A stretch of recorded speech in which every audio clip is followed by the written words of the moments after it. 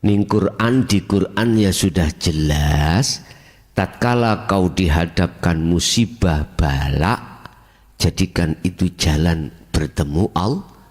Makanya ayatnya in asobathum musibah qalu inna lillahi wa inna ilaihi raji'un. Sing akeh iku kan ngomong tok, lesani tok ngomong. Ali hijab kabeh pak anak musibah inna lillahi wa inna ilaihi raji'un. Dirungokno iku pingin corong sapa ya iki? Tapi hati ini gak iso balik sak temeni bali nang Allah. Ora paham tentang masalah kembali. Ora pahamnya akhirnya dia ikut mendustakan dengan perkara-perkara yang berkenaan dengan wajibnya ruh kembali pada Allah. Qad khasiral ladzina kadzdzabu biliqa'illah. Sungguh merugi orang yang seperti ini. Karena sudah didoktrin, otakmu sudah dicuci mulai kecil. Pertemuan terhadap Allah itu setelah kematian. Iya, kudu tak jotos saya ini. Kan sudah jelas min qabli ayyatiyakumul adzab. Janganlah kau kembali setelah kematian. Az-Zumar 54 ini diartikan al-adzab adalah setelah kematian. Ya Allah ya Karim. Artinya al-adzab itu adalah hari kiamat. Besok di akhirat. Siksa neraka. Ini kalau aku boleh ngomong, ayat ini kau selewengkan. Kau rubah wahyu Allah ini dari maksud yang sebenarnya. Wa anibu, kan jelas ya.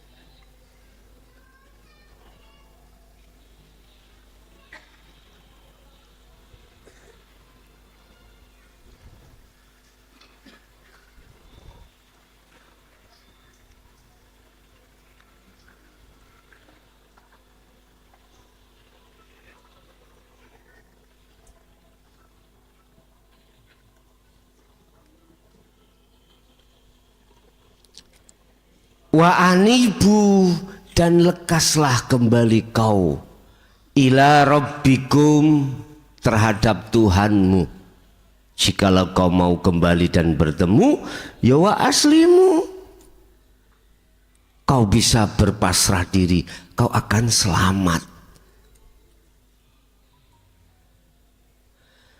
Lah kembalimu itu min qabli ayyatiyakumul adzab, sebelum datangnya kematian, al-adzab. Assalamualaikum warahmatullahi wabarakatuh. Waalaikumsalam warahmatullahi wabarakatuh. Perkenalkan, saya Mulyono dari Trenggalek, Gus. Saking Trenggalek. Yang kemarin WA itu, Gus. Ya. Ini mau tanya, Gus. Ini juga pesan dari saudara-saudara yang di Trenggalek, titip pertanyaan. Ya, saya juga mau butuh suatu penguatan dari Gus saja apa yang saya pahami. Begini Gus yang saya tanyakan, apakah amal yang kita lakukan, perbuatan yang kita lakukan itu, baik itu yang dianggap secara umum maksiat maupun itu yang secara umum dianggap baik, tapi kalau tidak tembus kepada akunnya Allah itu disebut terkuasai hawa nafsu, Gus. Cuma itu saja Gus yang saya tanyakan. Itu kadang-kadang yang membuat saudara ini Trenggalek agak kebingungan. Yang katanya diri yang ada ini kan cuma hidup atau Allah itu sendiri. Tapi kenapa kok hawa nafsu hidup? Ya seperti itu jadi pertanyaan. Akhirnya muncul suatu pemahaman dari yang saya alami seperti ini. Artinya apapun yang disebut amal, perbuatan, baik yang itu dianggap maksiat maupun itu dianggap amal yang baik, tapi kalau tidak tembus kepada akunya Allah itu disebut terkuasai hawa nafsu. Gus, itu yang saya tanyakan. Itu saja. Akhirul kalam. Assalamualaikum warahmatullahi wabarakatuh. Waalaikumsalam warahmatullahi wabarakatuh. Hamba golongan ruhaniyah itu Allah menggolongkan menjadi dua. Minhum man hadallah wa minhum man haqqad minadh-dhalalah. Ada golongan yang di situ bertuhan hanya pada yang esa. Ada golongan hamba itu bertuhan terhadap golongan Tuhan yang banyak. Surat Al-Baqarah ayat 257. Allah katakan, golongan yang pertama ini disebut golongan ruh yang menuhankan terhadap Tuhan yang Maha Esa. Yang kedua, walladzina kafaru awliya'uhumut tauhid. Ini golongan yang bertuhan banyak. Bertuhan banyak, bukan ahad, bukan banyak wek-wek nih dulu ya. Banyak akeh nih dulu Pak, maksudnya itu. Dah. Yang pertama, Allahu waliyul ladzina amanu yukhrijuhum minadh-dhulumati ilan nur. Imannya orang yang seperti ini, yang sudah diletakkan rohaninya dalam keadaan terang, maka nggak ada iman selain daripada yang esa, nggak ada. Tergantung Anda nyebutnya Allah monggo, nyebutnya selain Allah monggo. Wong sebutannya kok gegeran. Ya.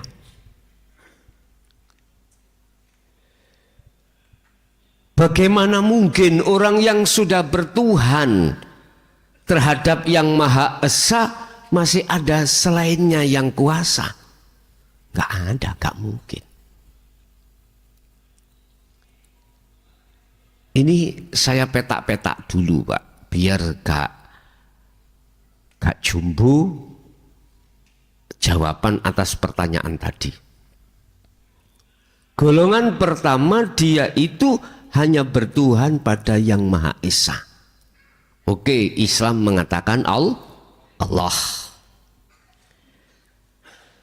Kalau hati sudah condong di situ, kan gak mungkin ada selainnya.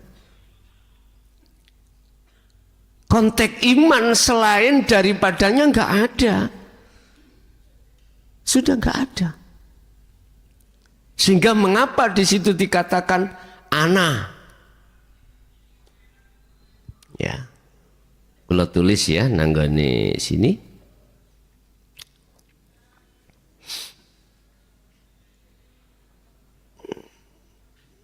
Pertama Allah, la ilaha illallah. Kedua huwa, ketiga anta, keempat ana. Kalau sudah sampai ana, otomatis anta huwa Allah gak kanggu bagi dia, nggak berlaku gitu loh. Ana kan ahad, kan nggak ada yang lainnya. Nggak mungkin dia itu akan punya iman selain Allah itu ada. Nggak mungkin. Walaupun secara fisik dihadapkan taat dan maksiat.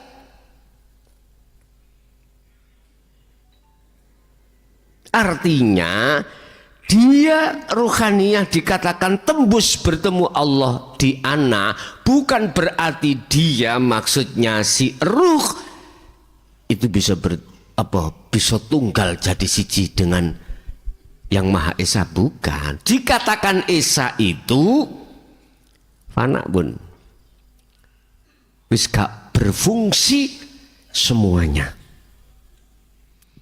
nggak ada fungsi, termasuk ruh tadi nggak fungsi. Jadi nama-nama kawabe semuanya, apakah nama anta, huwa, Allah, nama ruh, sudah tidak ada, nggak ada nama di situ, sudah nggak bisa kau menyebut. Itu yang disebut bertemu, Bapak. Bagaimana mungkin aku bisa memanggil orang yang paling dekat padaku? Katakanlah orang tua sama anak, aku ketemu ayah, nggak mungkin aku, ayahku namanya Bejo, Cak Bejo, nggak mungkin, sudah ketemu, pasti panggilnya ayah, padahal bukan namanya ayah. Ya udah, rangkul-rangkulan wis gak ngomong wis, diem.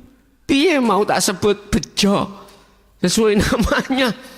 Nggak bisa Anda menyebut, itu nggak bisa, Bapak. Kalau sudah di ana nggak bisa nyebut, nggak, artinya udah nggak ada sebutan.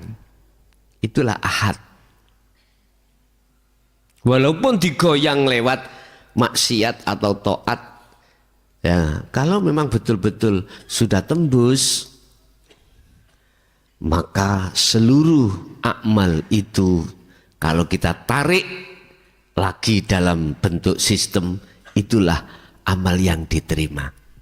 Sebab sudah dijelaskan, husnul a'mal nataiju husnil ahwal min qalbin zahidin. Hikam. Amal dohir fisik itu tandanya diterima oleh Allah. Diterima. Amalia apapun ini, ya, disebut amal itu hal-hal yang berkenaan dengan jasmani. Disebut akhwal itu hal-hal yang berkenaan dengan rohani. Mudah, sederhana kita melihat tanda-tandanya itu diterima atau tidak. Ini yang diterima nataiju husnil ahwal. Apa? Keadaan rohaniahmu tembus nang Gusti Allah. Sing diwastani tembus, yang dikatakan tembus di sini adalah bertemu Allah. Yang dikatakan bertemu Allah di situ sudah fana, tidak ada sebutan, itulah yang disebut ahad. Ini kalau di bahasa kitabkan, di bahasa Qurankan, itulah maksudnya fungsi la ilaha illa ana. Di situ. Memang betul mereka amaliyah apapun tatkala keadaan ruhaniyah itu tidak mingkol bin zahidin, balik mingkol bin rohibin. Masyaallah kuwi ku salat saumurmu. Umurmu piro? 1000 tahun. Wis 1000 tahun. Badina sujud. Gak mari-mari. Bahasa jasmani lho nggih.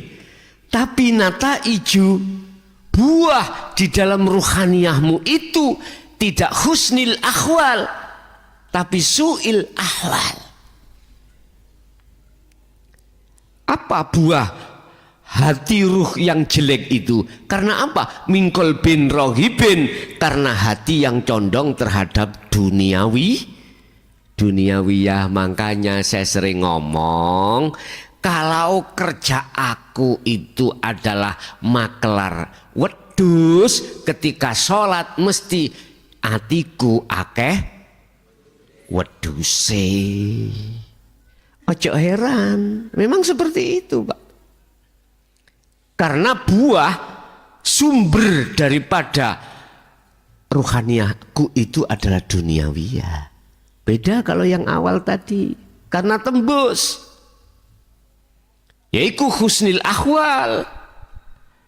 Dan yang kedua, memang di mata manusia dikatakan bagus. Wah, Cak Fulan, nggak ada orang yang bisa menyaingi Cak Fulan. Semuanya bagus, sholat selalu jamaah, wis uangnya dihambur-hamburkan untuk yayasan dan lain sebagainya. Lah anggitmu ya apa? Nafsu iku kayak semangat, blok-blok. Ngono iku. Iya. Terus no, api iku, api. Tapi nafsu gak gelem. Nek umpama hatimu kembali kepada Allah karena Allah itu semuanya, nggak mau. Justru nafsu akonono, akui kalau itu perbuatanmu, itu seperti itu. Berhubung kita hati itu mengakui, namanya nafsu gunggung, Pak. Ayo bagus, bagus. Di mata manusia memang bagus, tapi ntar dulu di mata Allah. Wis tah Pak, ahli hijab, ahli rohib, iku mesti matane iku mata dunia. Iya, mata dunia. Kalau ahli syuhud, mata akhirat, matanya mata akhirat. Nyun sewu, kita gak usah bicara orang lain, proses kita dulu seperti itu. Makanya kita hanya bisa bersyukur dan matur suwun pada Allah. Kita sebelum meninggal, kita sudah sadar diri akan kebenaran itu. Gak semua manusia loh Pak mau menerima dengan hati yang lapang dengan ajaran ini. Gak semua manusia. Iya. Justru kebanyakan mereka itu menolaknya. Ya udah nggak masalah. Bahasa istilah saya itu sampai ngerti jolo Pak. Jala ikan tak tebar di kali sret oleh wader telu, yuk gak apa-apa.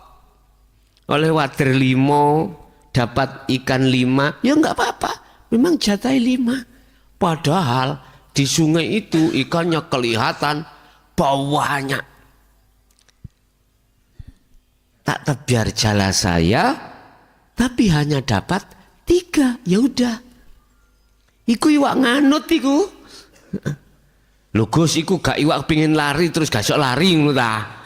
Ndak, iku iwak nganut. Buktinya, saya naikkan, saya goreng ya mau ku. Nganut iwak iku. Justru mereka yang lari gak nganut. Gak nganut. Ya udah Pak, soro disik ning dunyo. Baru kok selama-lamanya tinggal hanya bahagia. Ya ayyatuhan nafsul mutmainnah. Dikatakan jiwa itu karena belum sampai pada Allah. Belum sampai. Masih ada kotor. Irji'i, lekas kembalilah pada Tuhanmu. Jikalau kau mau kembali, fadkhuli fi ibadi wadkhuli jannati. Jadi kembalimu itu radiyatan mardiyah. Ridho karena Allah, sudah tidak karena istri, suami, anak atau yang lainnya, enggak. Ridho melepaskan cintanya ruh terhadap duniawiyah untuk bisa menjadi kekasih Allah.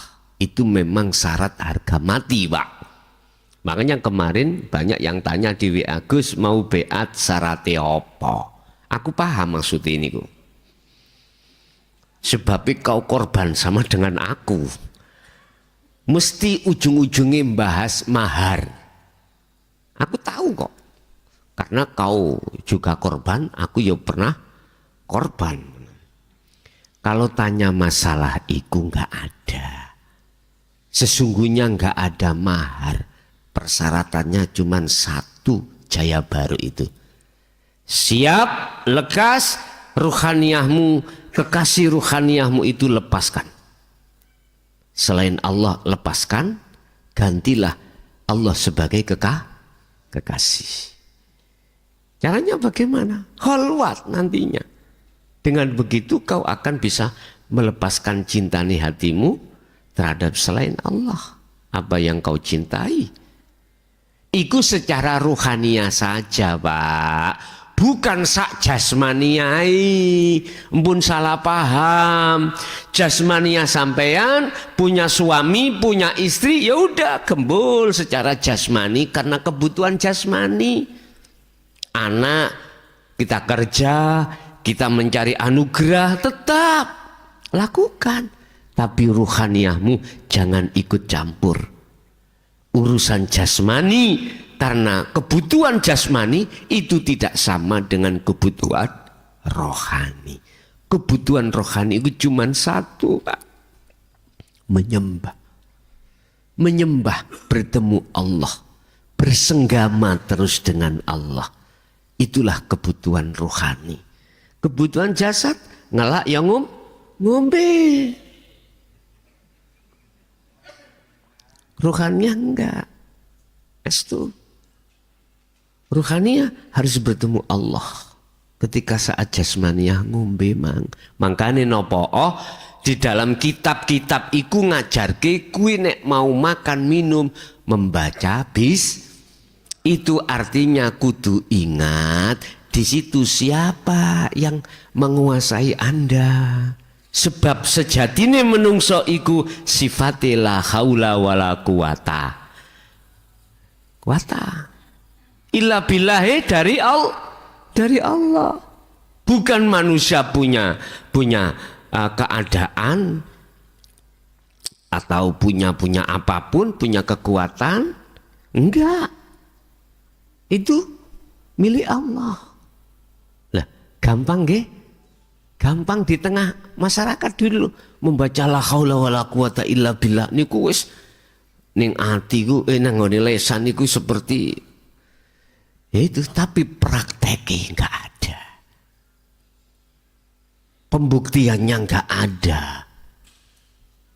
Karena memang terkesan ajaran untuk mendidik mempraktekkan ayat itu ditutup-tutupi. Enggak sampai pada kita. Gak diterangkan di dalam masyarakat. Jikalau yang berani mengurai, mengajarkan tentang itu, waduh, ulama dunia ngegem kabeh, Pak. Istilah kebakaran jenggot.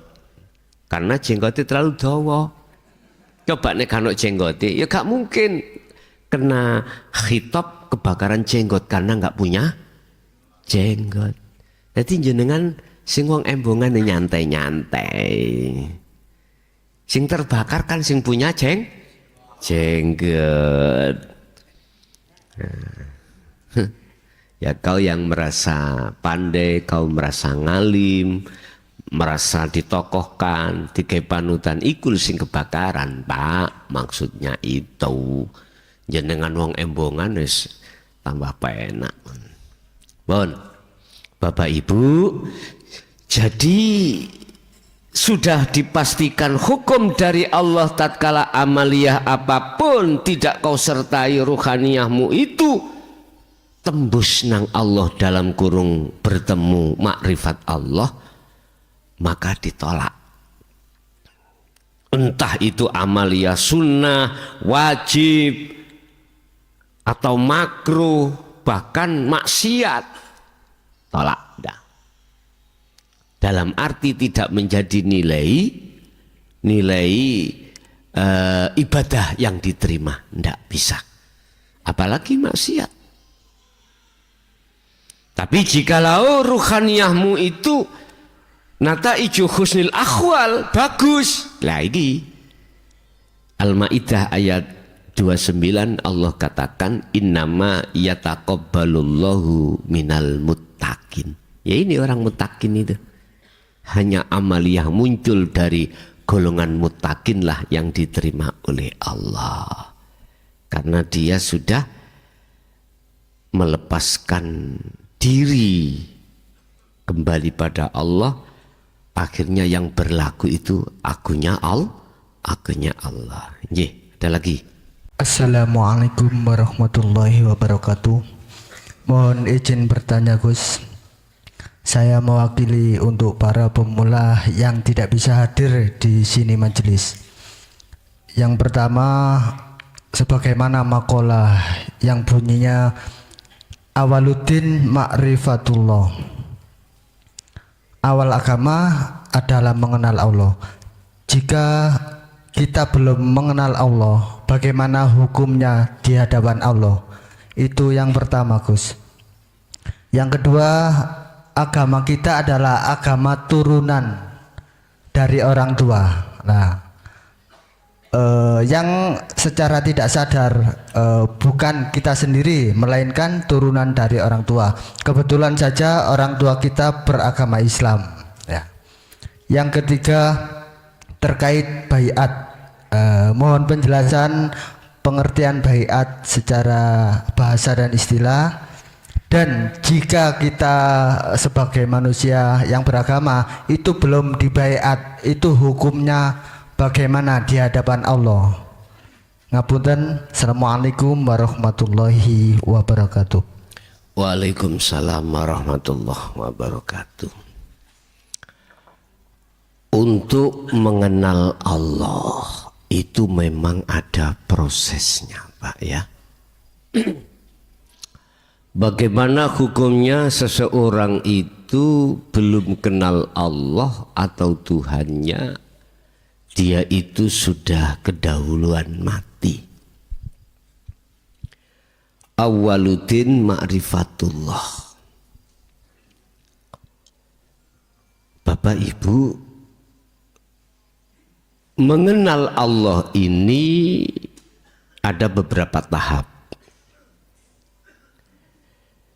Innallaha huwa rabbi wa rabbukum fa'buduh. Hadza siratum mustaqim. Iki pedoman. Surat Maryam 36.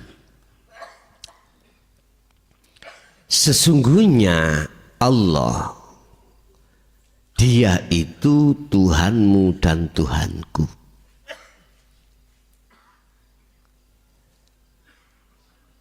Oleh sebab itu sembahlah Dia. Menyembah yang hanya terhadap Dia itulah jalan yang lurus. Siratum mustaqim. Wis, iki sebagai pedoman.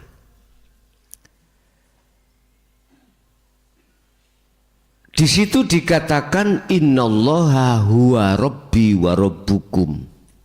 Sesungguhnya Allah, Dia ikut Tuhanku dan Tuhanmu. Allah ini siapa? Tuhan. Tuhan yang mana? Kita mulai sejak kecil dididik di dalam agama Islam tentang kalimat tauhid la ilaha illallah. Nama. Oke.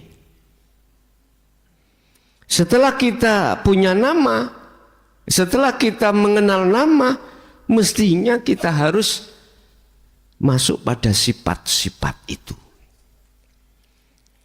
Sebab dengan sifat dan ciri itu mensifati yang memiliki nama. Artinya ada harapan hatimu greget untuk bertemu yang mempunyai nama.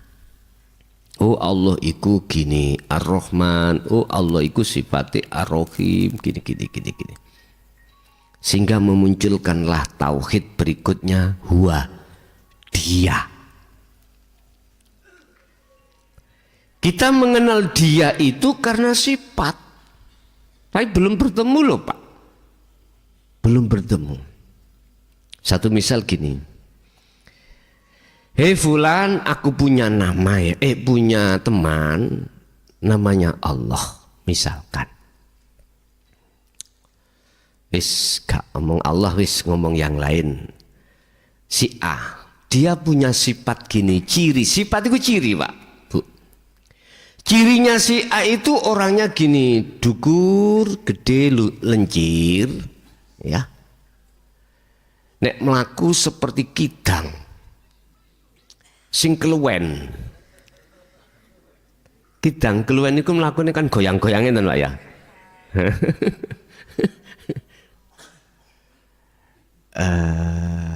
Dia itu punya mata begini, pokoknya semua cirinya disebutkan. Lah, jenengan yang saya kasih ciri-ciri itu mesti punya angan-angan, gambaran, cipta rasa, cipta sik rasa belum, cipta, angen-angen. Oh gitu ya. Namanya iki ciri ini gini. Terus saya tanya, tingginya berapa? Ya sekitar 160. Oh ya, 160, 62. Terus biasanya dia itu senengane pakai kudung apa? Kudung. Senengane pakai kudung. Oke. Ono ciri sing paling gampang ditenani. Ning bokonge ono toy. Bagaimana Anda bisa mendelok? Wong ketutup terus. Cirine mau mudah. Wong tertutup, PKP tertutup. Akhirnya ini sampai kembangkan. Oh Allah punya sifat wujud, qidam baqa dan lain sebagainya. Sudah dikenalkan sifat wajib Allah, sifat mokhalnya Allah, sifat jaiznya Allah. Sudah komplit. Sekarang carilah dia. Ngomong dia, duduk di wilayah dia. Belum ketemu Pak. Dia itu entah di mana itu dia. Mohon maaf. Berhubung dia loh ya. Gak waspada Pak ya. Belum ketemu aslinya si A. Ini belum. Sholat ning alun-alun. Gitu. Belum bisa mengatakan dia itu yang dimaksud. Karena belum ada dalil yang mengatakan iku lho wonge. Belum. Sik ragu Pak. Iki apa duduk ya? Iki teko nafsu apa iki teko Gusti? Hadi sik mamang. Sik mamang ati ini. Tak angan-angan yo. Nek jari teko Gusti Allah, karepe Gusti Allah mesti hasil. Tapi iki kok gak hasil? Hasil. Jadi ada keraguan, Pak. Belum ada dalil yang menduting. Iku longi dereng, belum. Iki sik proses toh Pak ya. Proses pengenalan pada Allah. Jadi ya enggak bisa hati itu klik padahal jejer. Akeh wong dukur Pak, akeh. Rambutnya dawa ya akeh. Wong kudungan ya akeh. Tapi situ kok aku toe mungkin iki ngono. Enggak iso Pun dirahasiakan itu ya, dirahasiakan. Karuan Pak Toi kono bathuk. Ketok. Lah nang bokong. Ya angel loh ya. Angel. Udah. Terus dia tidak akan putus asa mencari si A tadi. Iku Mbak Desi bos, ngono lho. Akhirnya piye? Kita terus disuruh berzikir jari, disuruh berzikir sirri. Kapan itu akan ditentukan? Ketemu itu kapan? Ketika saat Anda sudah ada guru sejati Anda sing duduke. Guru sejati ya Allah iku bos. Artinya gini. Anda akan dikenalkan Allah tentang masalah la ilaha illa anta. Anta. Itulah yang muncul dzikir hakiki. Di atas khafi, di atas sirri. Sirul asrar atau hakiki. Anda akan dijelaskan. Kalau anta itu sudah di depan mata, Pak, ya. Kalau dia masih jauh, kita masih ngemboro, apa ngembar itu. Berkelana mencari kesana kemari. Naik gunung, turun gunung, melewati lautan, wis bolak-balik, temu. Ternyata dia tadi ketika menjadi anta, walah ning kene toh. Tahu ning kene. Ternyata di sini.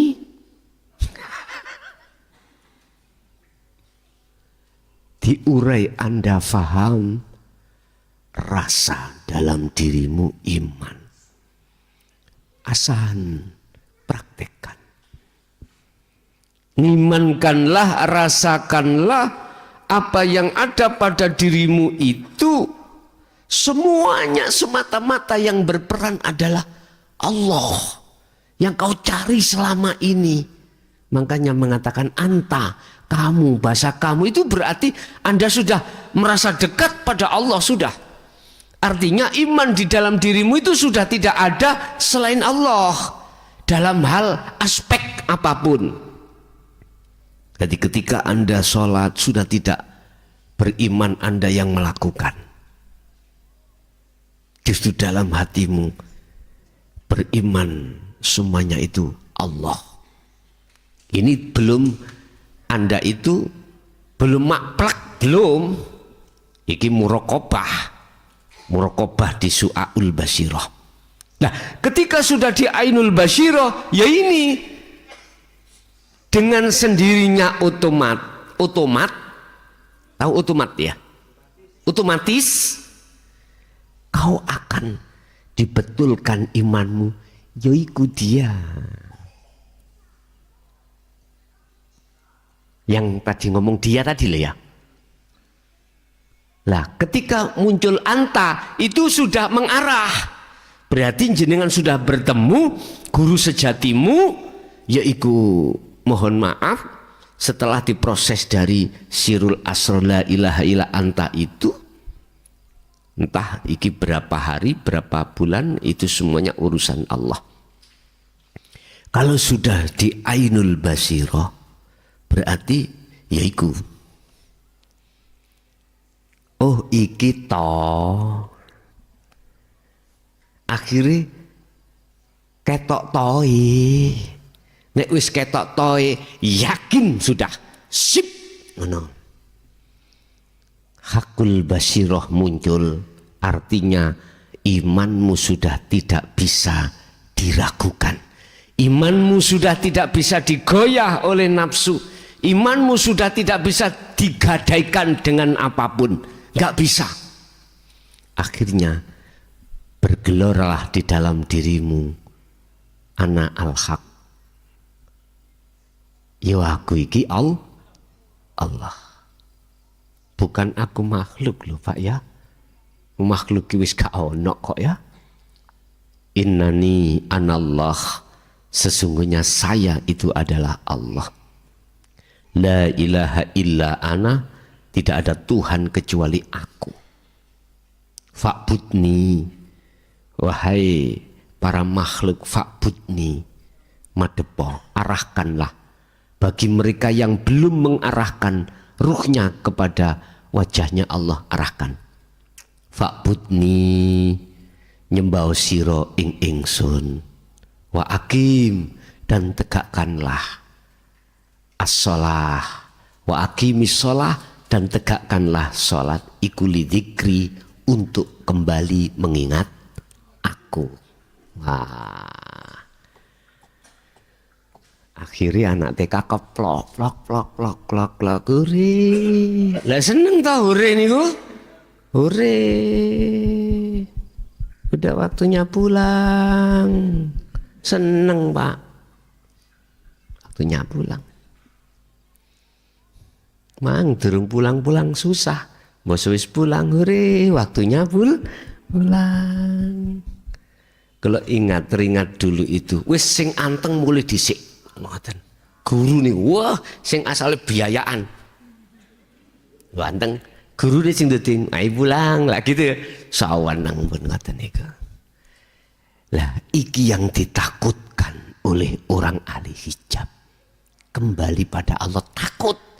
Sehingga jangan heran kalau ahli hijab itu takut dengan kemati, padahal dia punya prinsip bahwasanya suatu saat aku pasti akan mati. Ini memang gitu, Pak.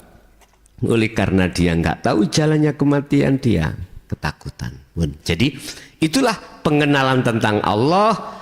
Awaludin ma'rifatullah, beragama jenengan iku harus mengenal Allah, iki enek prosesi. Artinya Bapak, saya melihat dari kacamata mana? Tauhid la ilaha illallah huwa anta atau ana. Kalau kami iku melihat ana, maka memang betul kita itu agama warisan. Wong tuane Islam, anak iya Islam. Wong tuane Nasrani, anak iya Nasrani. Mbok yo jangan begitu. Ben gak masuk di dalam kalimat agama warisan, biar masuk inna dina indallahil Islam, kata Allah dalam surah Al-Baqarah 208, udkhulu fissilmi kafah. Sempurnakan pengenalanmu terhadap Allah itu dari nama Allah sampai ana. Artinya agama Islam yang asli dari Allah tanpa direkayasa itu agama Islam yang menyempurnakan dirimu, tidak hanya syariat tapi harus sampai ke makrifat. Itulah sebetulnya itu agama Islam itu di situ. Agama di mana ruhaniyahmu itu jelas-jelas pasrah dan selamat. Itu saya katakan ayat itu tadi, Anda akan bisa wa aslimulahu manakala Anda kembali ke asal mulamu, kembali pada Tuhanmu. Begitu. Yang terakhir masalah baiat. Apa sih baiat ini? Beda Pak pandangan antara baiat yang terjadi pada kalimat tauhid Allahuwa dengan anta ana, beda. Yang kujalankan di sini adalah anta ana, bukan Allahu huwa.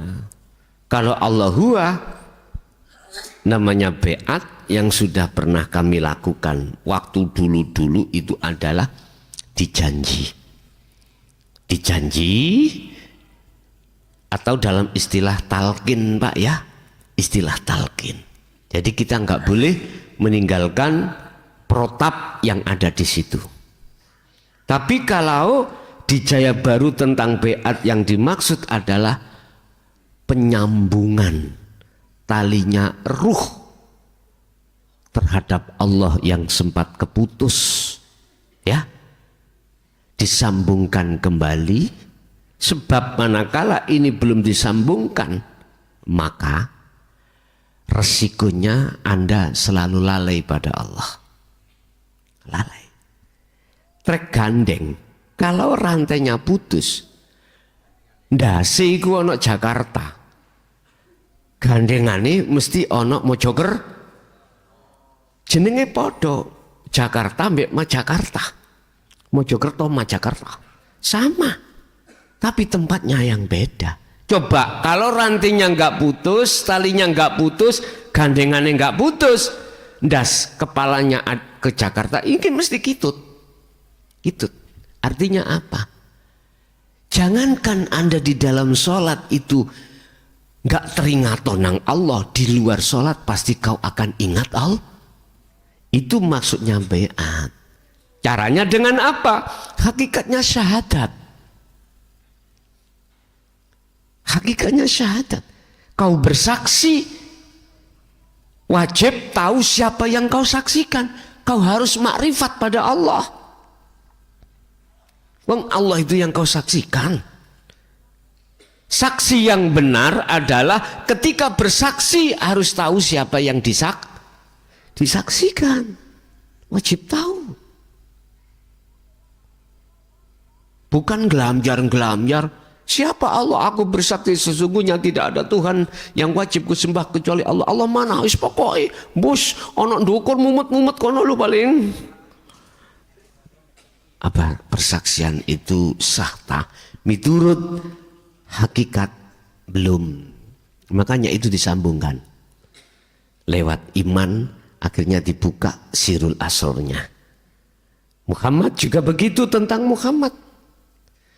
Pertanyaannya, apakah kami sebelum dibeat terus meninggal dunia terus bagaimana di situ?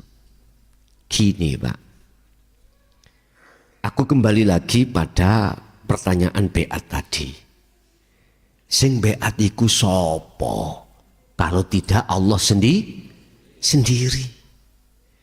Ketika Anda itu sudah mendengarkan dan menerima sekaligus mengamalkan fungsi daripada zikir sirul asor, itu Anda tidak terasa sudah disambungkan Allah. Allah sudah mengatakan, hamba akan dininik bubukkan atau diistidraj oleh Allah dengan cara Allah yang mereka tidak tahu, tidak merasa. Yang asalnya pabriknya satu ditambah Allah. Yang gajinya asalnya ratusan, iki ribuan, yang ribuan jutaan, yang jutaan miliaran, ditambah oleh Allah. Tidak lantas malah dikurangi, enggak, ditambah. Sing asale bojone siji ditambah menjadi 4. Duh, iku anugerah. Makanya sampai nek tako ibu kok rabi maneh anugerah. Anugerah. Lunggih itu anugerah. Status sampean asalnya S1 menjadi S2, anugerah. Beasiswa, wis pokoknya apa yang dibutuhkan secara jasmania, nafsiyah, nafsu ini ditambah oleh Allah. Asalnya kita menjadi ketua RT, naik RW, kasun, kades, bupati, gubernur, presiden. Anugerah. Tidak selamanya anugerah itu akan menjadi hidayah, justru menjadi istidraj atau apa tadi? Dimanjakan, dilulu oleh Allah. Siapa mereka? Ini hukum pasti, Pak, hukum pasti.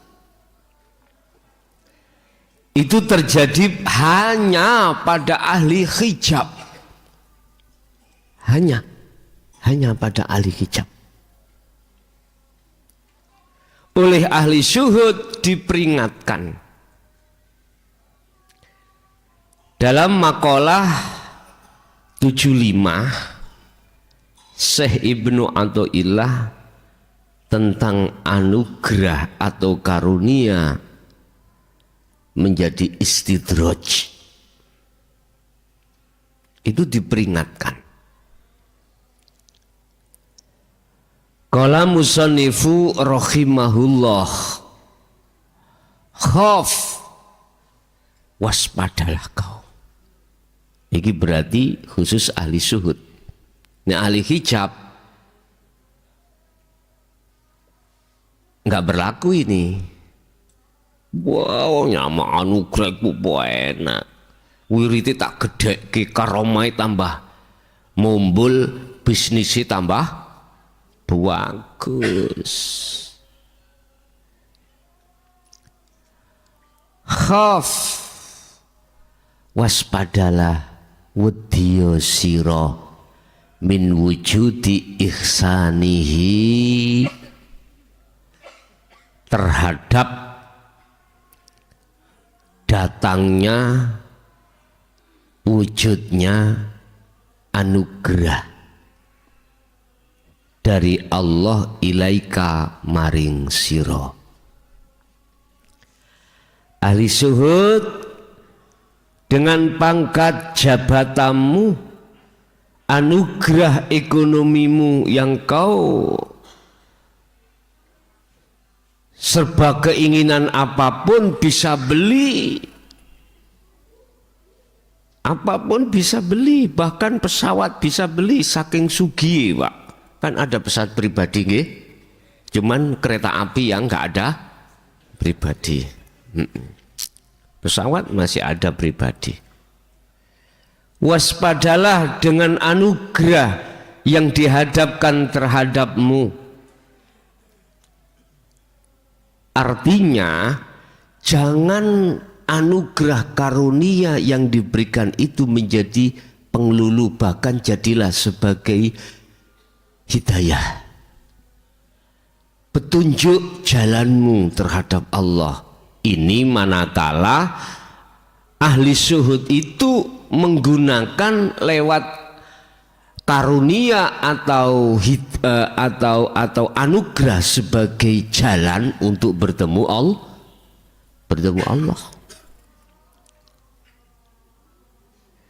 Kalau kau mau menggunakan anugerah sebagai jalanmu untuk bertemu Allah di situ, maka karakter tabiat hatimu itu enggak sombong. Tabiat hatimu, sifatmu itu enggak sok. Kepala desa kok macem-macem tak gulung. Kayak gitu dah. Gulung.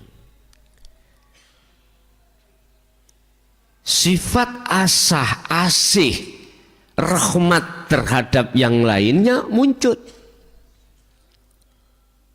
Ketika saat dia itu muncul sifat as-suja, as-suja iku loman, sering kasih. Itu dia jadikan sebagai jalan bertemu Allah di situ. Akhirnya enggak ada sifat riak yang muncul, pamer ahli sodakoh, ndak, dalam hatinya ndak.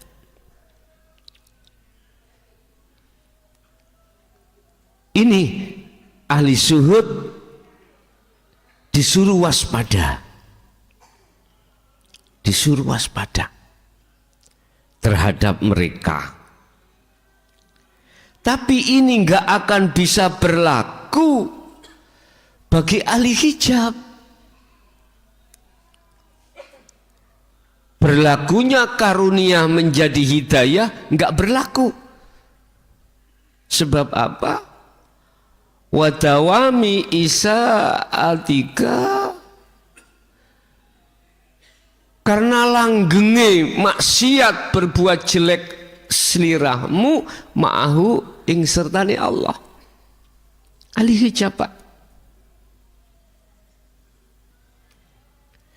Mana bentuknya dia itu langgenge berbuat maksiat, lalai. Hatinya enggak ada satu kesadaran, keimanan bahwasanya semua itu datangnya karena dari Allah, dari Allah. Enggak ada kesadaran. Hatinya untuk ngeklik nih, ngeklikkan semua itu hanya dia Allah yang melakukan, enggak ada.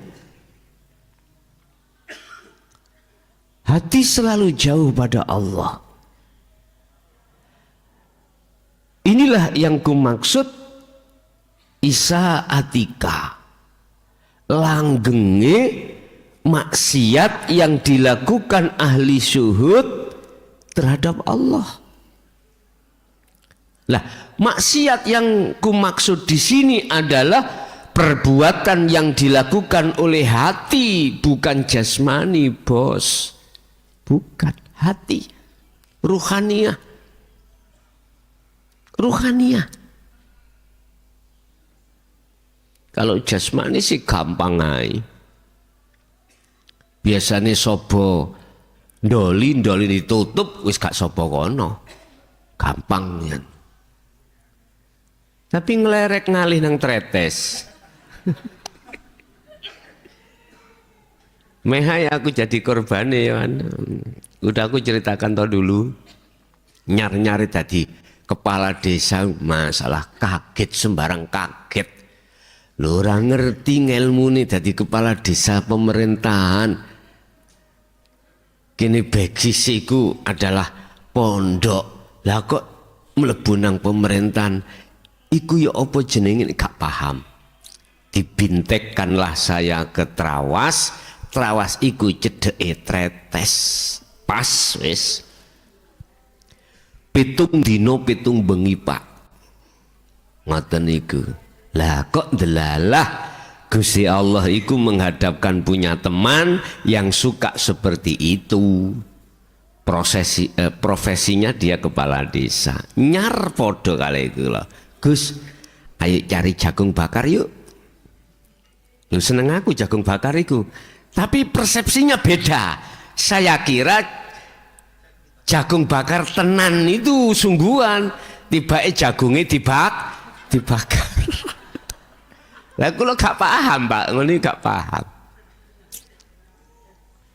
Ya Allah, wis kadung numpak motor berangkat mari Bintek jam 11 selesai malam, udah keluar. Ayo golek jagung bakar. Mlebu nang komplek Pak. Tak ceritani sampean ya. Tretes iku ya. Omah kecil-kecil, munggah-munggah ngeten. Dipasang bidadari-bidadari. Ada 3, ada 2, macam-macam. Kula nggih kaget. Ketika sudah masuk dalam lokasi, teman saya bilang, "Gus, sampean cari sing model ya apa?" Kaget loh Pak aku. Maksud sampean? Lah jari ini tadi sampean ngejak golek jagung bakar. Ya iki jagung bakar. Ya Allah. Wis nek pancen iku ditekani Allah ya rezekiku, ngono wis. Delalah kula niki jawabe ngeten Pak Bu. Aku iku suka sing dukur lenjir. Semampai. Tahu semampai nggih? Kayak leneng nih lho Pak.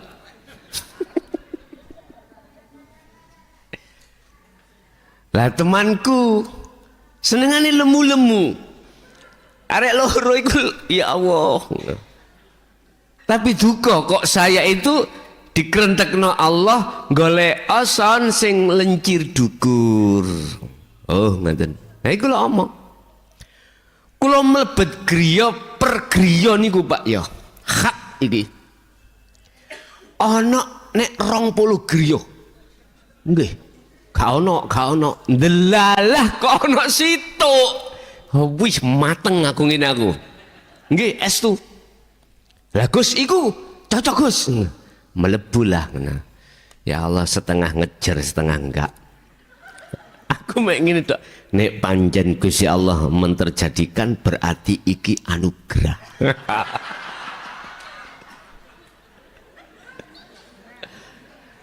Ya Allah ya Karim.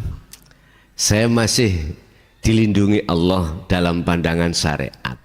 Ternyata dia tinggal satu memang. Terus saya merapat, saya disuruh petung dewe, tahu petung nggih? Rundingan sendiri. Mbak berapa? Nah, yes biasa Mas 500. 500 itu anu Bu, Pak. Belum hotelnya. Penginapannya belum. Jadi nanti kita ambil dia, kita cari penginap penginapan per jamnya pinten, pokoknya sampai 500 sak pegeli ya. Ngomong anugerah loh Pak ya. Ya Allah Pak, alhamdulillah dia jawabnya gini. Sorry Mas ya, saya sudah ada yang booking. Palong. Akhirnya apa Pak? Saya, teman saya 2, terus wanita 2, berarti 5 nggih. Yes. Akhir gini lah. Aku terus nanggone hotelku, hotel penginapan. Pada waktu itu hotelnya disebut nopo enggak ya? Enggak usah ya? Enggak usah, enggak penak nanti. Hotel untuk BIMTEK saya 2013 dulu. Ini maksiat. Bagaimana? Ini nanti enggak ada penjelasan tentang maksiat secara syariat jadi hidayah, enggak ada. Cuman sedikit aja saya ambil. Ini adalah merupakan satu maksiat secara syariat, secara fisik itu bisa akan menjadi hidayah. Manakala dalam maksiat itu betul-betul bisa kau jadikan sebagai jalan untuk bertemu Allah. Tapi ini nggak bisa diterima di pandangan orang awam, orang syar'i nggak bisa. Karena ini kelebu babakan maksiat. Yes, gak usah tak terus nong. Kok kepingin harus jelas ya secara pribadi ya. Nggih. Pun intermisu, itu tadi intermisu sampai jika ngantuk. Wadawami isa'atika ma'ahu, itu akan menjadi istidrot yang sangat bahaya bagi dirimu manakala di situ Anda tidak, ini ahli hijab nggih mboten saged Pak, tidak akan pernah bisa bertemu Allah di situ, nggak akan pernah bisa. Mengapa mereka tidak akan pernah bisa sehingga menjadi istidrot bagi dirinya? Pertama, dia sudah menolak al-qaulah. Mestinya yastami'un al-qaulah, tapi dia tidak yastami'un. Dia tidak mau mendengar dan menerima al-qaulah ing dinul haq. Nggak mau. Itu alasan pertama mengapa dia tidak bisa klik nang Allah di situ. Nah, itu alasan pertama. Makanya ahli hijab itu sampai kapanpun, hatta zurtumul maqabir, sampai mati pun masih tetap kondisi hati itu buta terhadap Allah. Karena alasannya pertama dia menolak ajaran dinul haq. Yang kedua, mestinya dia wayattabi'una hasanahu, dia mengikuti petunjuk-petunjuk apa yang disampaikan di dinul haq, malah dia tidak mau. Kalau sistemnya sudah ditolak, otomatis tidak mau menjalankan sistem, otomatis Pak. Wong namanya ahli hijab, pertanyaannya sampai kapan ahli hijab yang seperti ini nggak ada kesadaran tentang maksiat hati terhadap Allah? Karena dia disibukkan fanatik dengan maksiat secara zahir jasmani. Jadi dia itu mengatakan yang dimaksud maksiat perbuatan Allah jelek itu fisik. Ini sehingga dengan fisik ini memunculkan satu iman yang disebut maksiat itu adalah yang dilakukan oleh fisik, seperti teman saya tadi. Lho teman saya pun bongkok. Nggih. Padahal umurnya ada di bawah saya. Kira-kira 5 tahun di bawah saya, ada yang 7 tahun. Dua-duanya. Entah semayan apa ya apa gak ngerti aku ya. Padahal konco plek dengan saya CS. Tapi babakan itu gak CS. Pulangnya itu nggak tahu, pagi jam 7 lagi pulang. Dia. Udah. Kembali. Khusus ahli hijab mesti apa anugerah karunia yang bersifatkan lahiriah nggak bisa beliau jadikan sebagai jalan bertemu Allah, malah semakin jauh. Takabure muncul, riyae muncul, adiguno muncul, sopo siro sopo, udah wis tambah jauh Pak. Sehingga Allah tegaskan, anak dan istrimu dan harta bendamu tidak akan bisa menolongmu dari siksa Allah. Gak bisa. Karena tambah jauh sampean.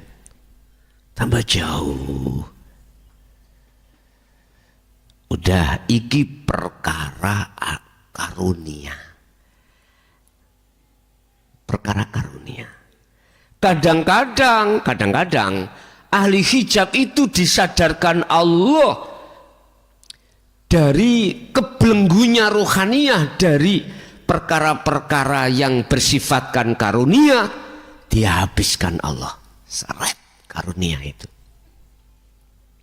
Dipindahlah karunia menjadi musibah atau bala.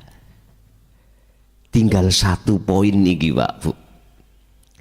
Apakah dengan musibah dan dengan bala ini si ahli hijab sadar? Mulai Pak, moro nang omah kringki Gus, entek sembarang kalir. Lah terus nggih kepingin bangsul maneh, tambah tak kei perangkap Pak. Nang aku tak kei perangkap. Dikira esuk sampak sore sampak bengi dikir iki. Nah, tak kei perangkap gak kerasa. Gak kerasa tak kei perangkap. Jadi yang pernah mengalami seperti itu ya ojo tersinggung bos ya. Lewat WA yang ngunu podo ae Gus piye utangku aku weh. Lah ya aku gak melok utang kok ya. Gak karepe njauk solusi Pak ya. Wis sibukno atimu dzikir iki ae. Artinya apa? Spekulasi Pak, jalan tol. Lah sing duwe rezeki sapa? Sing punya anugerah siapa? Yang punya karunia siapa? Allah. Lah Anda ya harus yang punya dulu dong. Ud'uni, temui yang punya dulu. Jadi tak kirim gak kerasa. Ngene kok sing kerasa. Kula niate utang kok niate ndang nyaur kok dikongkon zikir. Wis kula menengai mari ngono. Tak jarno WA-ne wis bah menengai. Bapak Ibu, Anda terasa dan tidak terasa pertanyaanmu sudah aku jawab. Pertanyaanmu sudah aku jawab. Dengan adanya Anda saya giring, saya arahkan untuk senantiasa berzikir itulah. Walaupun tujuan dan maksud zikir itu pertama adalah membersihkan iman selain Allah yang sudah bersarang di dalam hatimu. Kalau sudah itu bersih dikatakan suci, baru bisa bertemu Allah. Dengan begitu engkau Anda wa aslimu lahu, bisa berpasrah diri. Akhirnya Allah mengatakan, ya wis tak selesai nih. Lah penak toh? Pingine ketok nyoto, duit roto teko langit bleng, kaya ngono. Nek pancen ngono, nek rendeng mangapo awakmu mendukur. Lah nggih to? Iku langsung udan. Allah ya Karim. Bapak Ibu, asine itulah pertanyaanmu dan ku jawab. Tapi ketahuilah Anda dipindah, ahli hijab Anda dipindah atau dijabut, karunia yang ada pada dirimu semata-mata itu bentuk sayangnya Allah padamu. Ahli hijab, saya nggak ngomong ahli syuhud, ahli hijab. Itu bentuk sayangnya Allah Ar-Rahim terhadap dirimu. Sebab kebanyakan lewat musibah bala itu loh wong iku akeh-akeh saat in asobathum musibah qalu inna lillahi wa inna ilaihi rajiun. Gambarane terus Imam Ghazali dalam kitab Ihya iku ngene, Pak. Ada seseorang bepergian naik kapal di tengah lautan, diterjang ombak yang amat besar, badai, seakan-akan mau tenggelam. Dia nggak ada yang bisa menolong kecuali Tuhanku. Akhirnya ada yang baca Yasin, baca Fatihah, wis sak bisa-bisane sholawat. Ingat loh, kembali pada Allah. Tapi ingatnya itu hanya sebatas nama. Lah, ciutnya hati ketika saat musibah datang. Ya. Kecilnya hati, ketakutan hati pada Tuhannya ketika saat menghadapi musibah itu lebih ada harapan kembali pada Allah tatkala dia itu ngadepi karunia aman, nyantai mawon aman.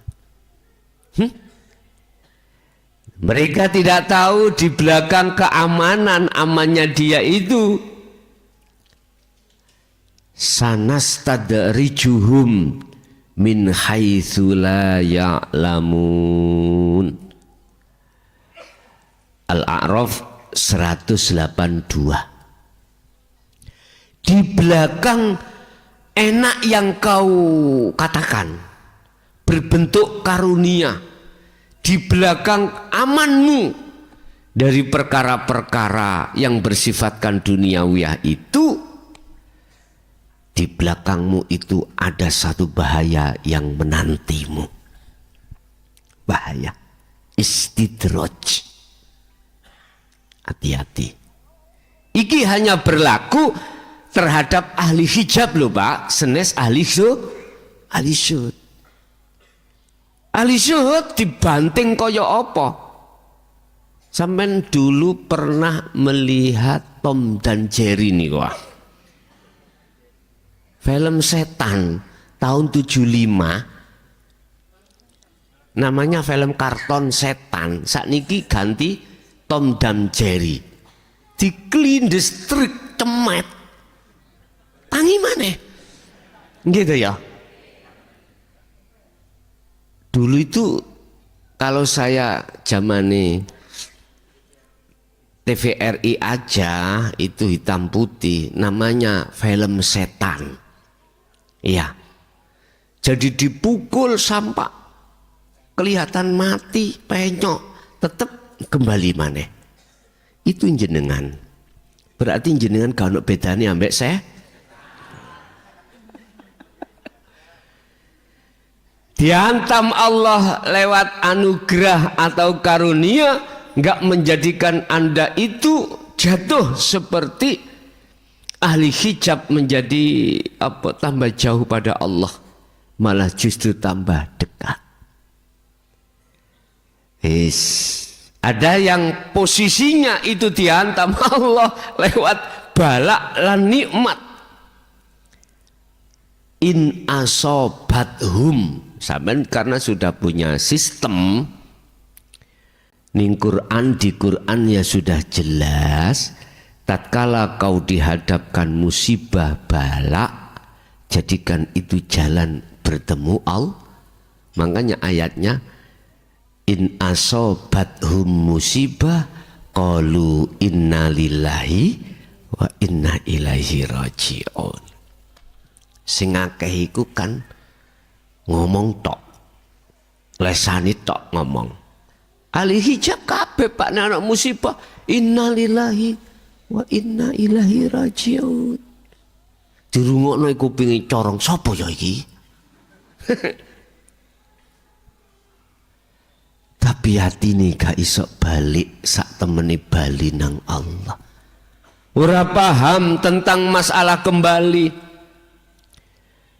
Ora pahamnya akhirnya dia ikut mendustakan dengan perkara-perkara yang berkenaan dengan wajibnya ruh kembali pada Allah. Qad khasiral ladzina kadzdzabu biliqa'illah. Sungguh merugi orang yang seperti ini. Karena sudah didoktrin, otakmu sudah dicuci mulai kecil. Pertemuan terhadap Allah itu setelah kematian. Kudu tak jotos saya ini. Kan sudah jelas min qabli ayyatiyakumul adzab. Janganlah kau kembali setelah kematian. Az-Zumar 54 ini diartikan al-adzab adalah setelah kematian. Ya Allah ya Karim. Artinya al-adzab itu adalah hari kiamat. Besok di akhirat. Siksa neraka. Ini kalau aku boleh ngomong, ayat ini kau selewengkan. Kau rubah wahyu Allah ini dari maksud yang sebenarnya. Wa anibu, kan jelas ya.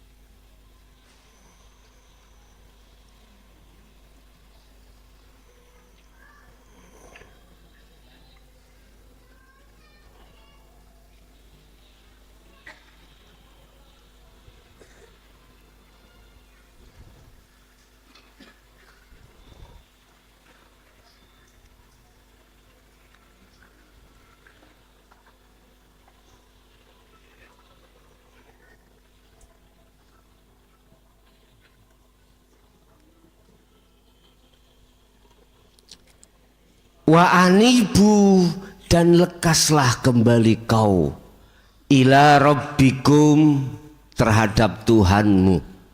Jikalau kau mau kembali dan bertemu, ya wa aslimu, kau bisa berpasrah diri, kau akan selamat. Lah kembalimu itu min qabli ayyatiyakumul adzab, sebelum datangnya kematian, al-adzab.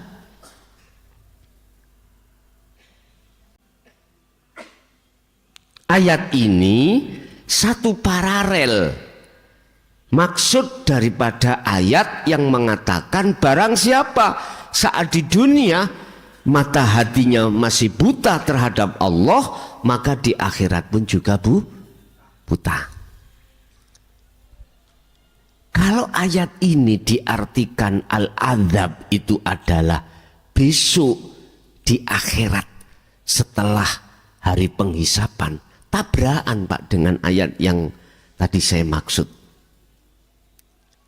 Sebab olehnya dia tidak bisa kembali kepada Tuhannya karena motone, matanya buta di situ. Makanya Allah katakan lekas sebelum kematian itu datang.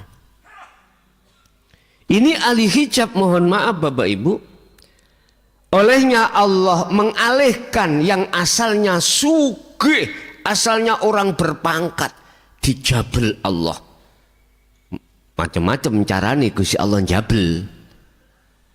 Mengambilnya, akhirnya dialihkan musibah dan bala. Iku semata-mata kita itu disayang Allah supaya ingat dan kembali pada Allah. Tinggal pertanyaannya, dia mau membuka diri jiwanya atau bertambah sumpek gara-gara musibah. Itu nanti pertanyaannya ya di situ. Sedikit sekali Pak,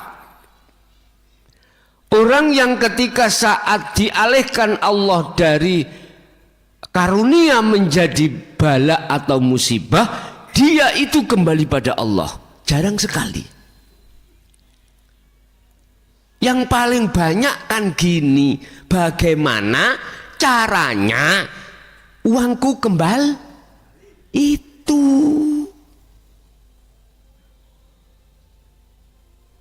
Itu yang paling banyak.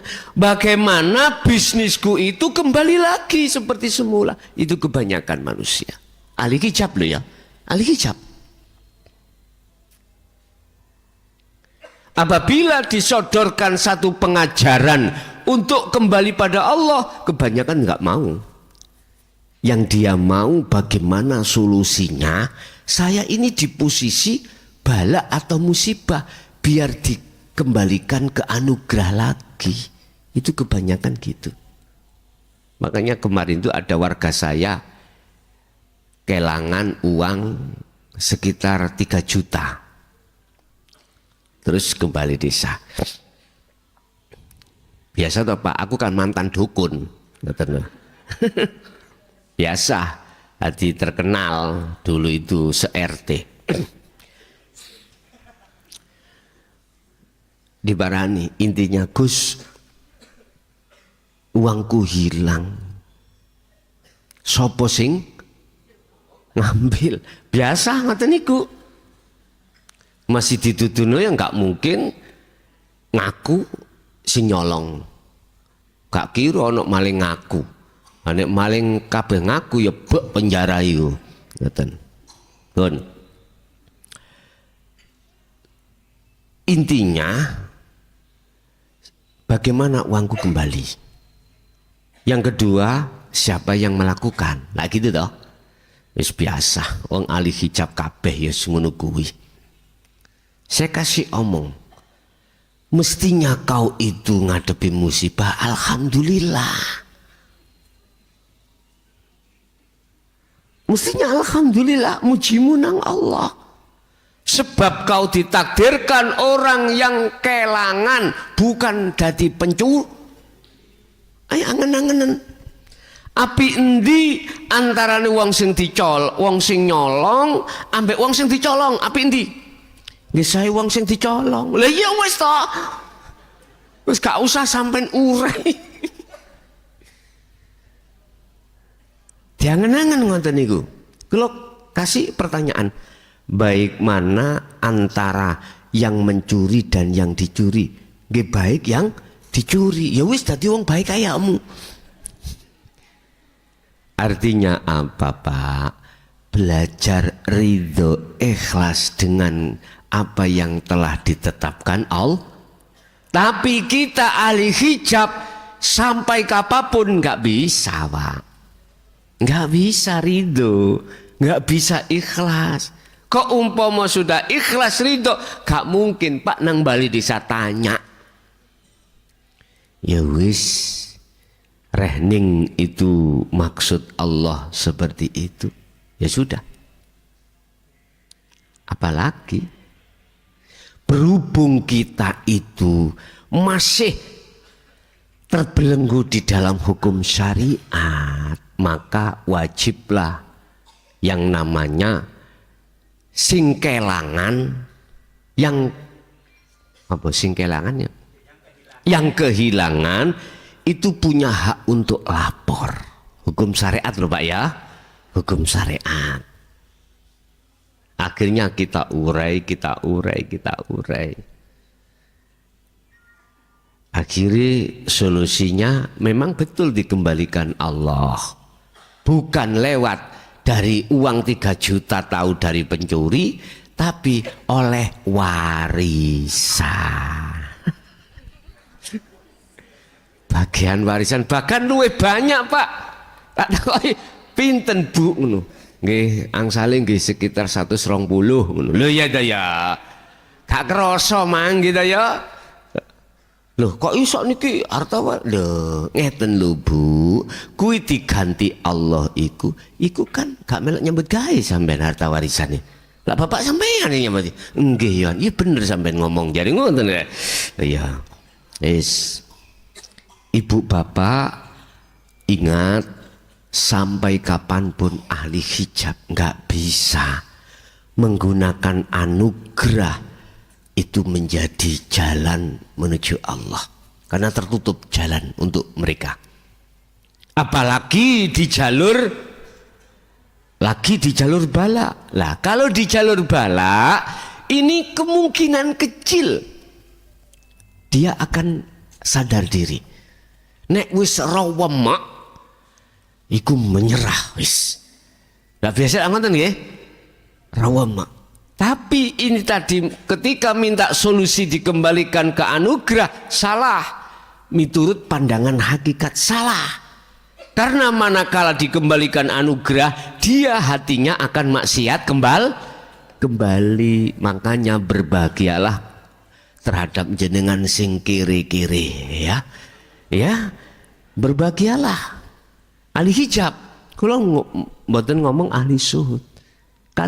Kalau ahli suhud ya ikut tadi Pak, seperti film setan nih loh, dikum gak teles,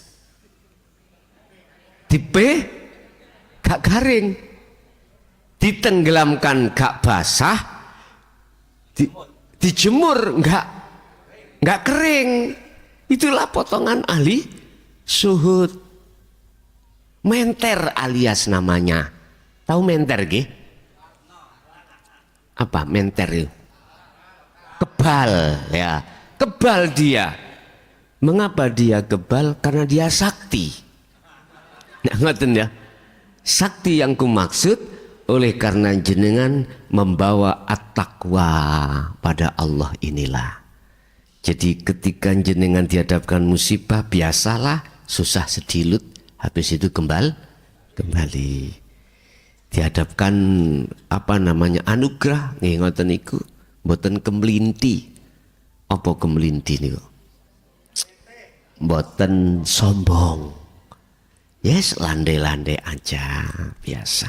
Karena apa? Karena jenengan sibuk menjaga zikirmu.